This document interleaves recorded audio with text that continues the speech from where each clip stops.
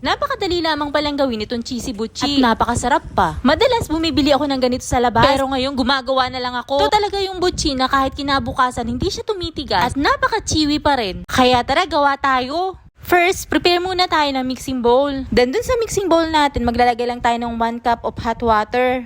Half cup of white sugar. Haluin lamang natin ito hanggang sa ma-dissolve at hindi na visible yung ating white sugar na nilagay. Gumamit na lamang tayo ng wire whisk o anything na panghalo na available dyan sa inyo. Hot water nga pala ang ginagamit natin dito para mas madaling ma-dissolve yung sugar. Kasi kapag room temperature na water lang, matagal matunaw ang asukal. At madalas may buo-buo pa. Yun ang dahilan kung bakit hindi nagiging balanse ang lasa ng dough ng butchi. Kaya kung gagawa ka nito, pakisunod na lang ng proseso. At kapag ganito na nga na hindi na visible yung sugar, maglalagay na tayo ng 3 cups of glutinous flour. Pero sa paglalagay ng ating glutinous flour, kailangan 1 at a time. Maglalagay ka ng 1 cup, then imimix mo muna. At kapag okay na, tsaka mo naman ilalagay yung pa second cup.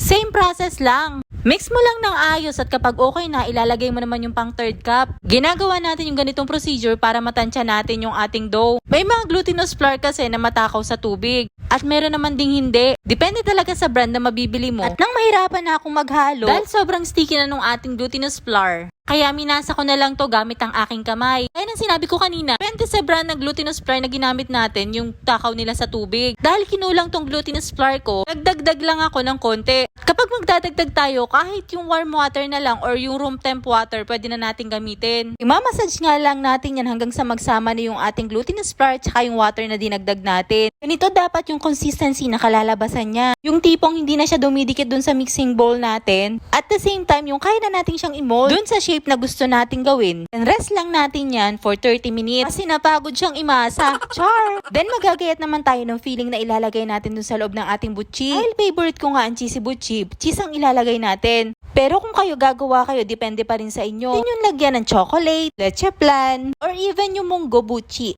Kakailanganin din natin dito ng sesame seed. 14 pesos ko nga lamang nabili itong sesame seed na to kaya murang-mura lang. Gagamitin natin itong sesame seed para pang coating. And after 30 minutes ng resting ni glutinous flour, ready na tayo mag-mold ng ating butchi. Dahil wala akong timbangan, gagamit na lang ako ng measuring cup para pare-parehas ang laki ng dough ng ating butchi. 1/4 cup nga yung ginamit ko ditong measuring cup.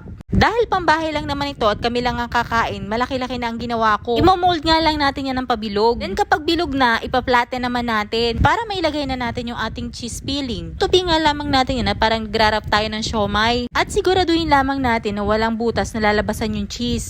I-mold lang ulit natin yan into circle. Gaya nitong ginagawa ko. Pag ganito na, naman natin siya idadrop dun sa ating sesame seed. Siguraduhin lang natin na fully coat na yung ating cheese butchi. Kapag ganito na, set aside. Ulit-ulit lamang ang proseso hanggang sa matapos na natin yung ginawa nating dough. At ito na nga, nakagawa tayo ng 17 pieces na cheese butchi sa 3 cups of glutinous flour. Yung size nga po nito ay large at mas malalaki kesa dun sa nabibili natin. Kapag okay na nga, magpapainit naman tayo ng mantika. Sa inyo kung gaano kadami yung lalagay yung mantika. Okay lang kahit hindi ganun kalubog. Kasi babaliktarin pa rin naman po natin ito. Kapag kumukulo na nga yung mantika, ilalagay naman natin yung ating cheesy butchi. And reminder din ha, kapag nakasalang na itong ating butchi, ilagay na natin sa low heat yung apoy ng kalan para hindi mabigla ang luto. At the same time, para hindi masunog. Lutuin lamang natin to hanggang sa mag-brown.